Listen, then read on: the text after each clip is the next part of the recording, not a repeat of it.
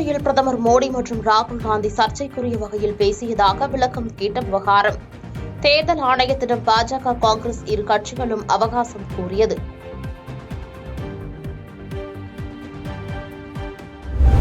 கல்லூரி மாணவிகளை தவறான பாதைக்கு வழிநடத்த முயன்ற வழக்கில் பேராசிரியர் நிர்மலா தேவி குற்றவாளி என அறிவிப்பு. தண்டனை விவரங்களை இன்று அறிவிக்கிறது ஸ்ரீவில்லிபுத்தூர் நீதிமன்றம். ஊட்டி, கொடைக்கானல் செல்வோருக்கு இ-பாஸ் வழங்கும் நடைமுறை. நீலகிரி, திண்டுக்கல் மாவட்ட ஆட்சியர்களுக்கு சென்னை உயர்நீதிமன்றம் உத்தரவு.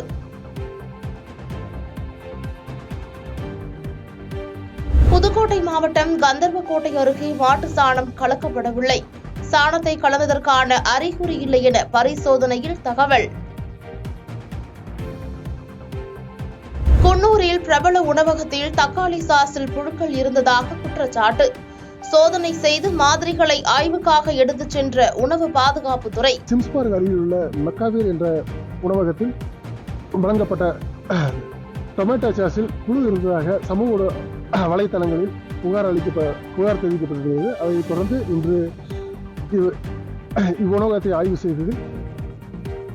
செய்யப்பட்டுள்ளது. இந்த ஆய்விற்கு பின் உணவகத்திற்கு முன்னேற்ற அறிவிக்கையான நோட்டீஸ் வழங்கப்படும் மற்றும் அபராதம் விதிக்கப்படும். மே 2, 3ஆம் தேதிகளில் வட தமிழக உள் மாவட்டங்களில் வெப்ப அலை வீசும். சென்னை வானிலை மையம் எச்சரிக்கை. பாடல் வெளியீட்டு விழாவில் இளையராஜாவை சீண்டும் வகையில் பாடலாசிரியர் வைரமுத்து பேசிய விவகாரம். இளையராஜாவை குறை கூறினால் விளைவுகளை சந்திக்க நேரிடும் என கங்கை அமரன் எச்சரிக்கை. கன்னியாகுமரி மற்றும் தேனி மாவட்டங்களில் பரவலாக கனமழை. வெப்பம் தணிந்ததால் மக்கள் மகிழ்ச்சி.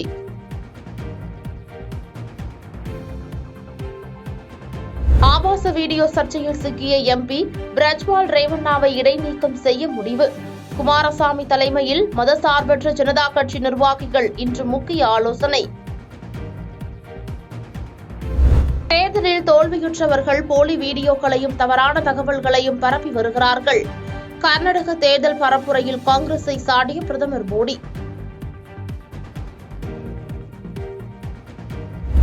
எதிர்க்கட்சிகளின் அசைவை அறியும் பிரதமர் மோடிக்கு தனது கூட்டணி கட்சி வேட்பாளர் வெளிநாட்டுக்கு தப்பியது தெரியாதா? பிரஜ்வால் ரேவண்ணா குறித்து காங்கிரஸ் பொதுச் செயலாளர் பிரியங்கா காந்தி கேள்வி.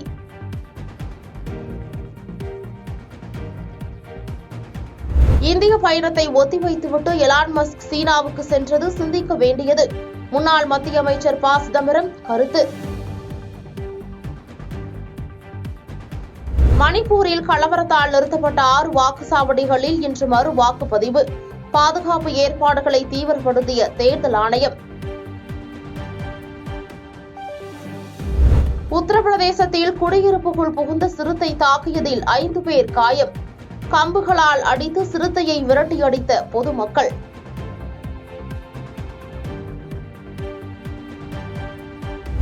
வெள்ளம், நிலச்சரிவு, பனிச்சரிவு என இயற்கை பேரிடர்களால் தவிக்கும் காஷ்மீர். பள்ளிகளுக்கு விடுமுறை அறிவிப்பு. பல்கலைக்கழக தேர்வுகள் ஒத்திவைப்பு.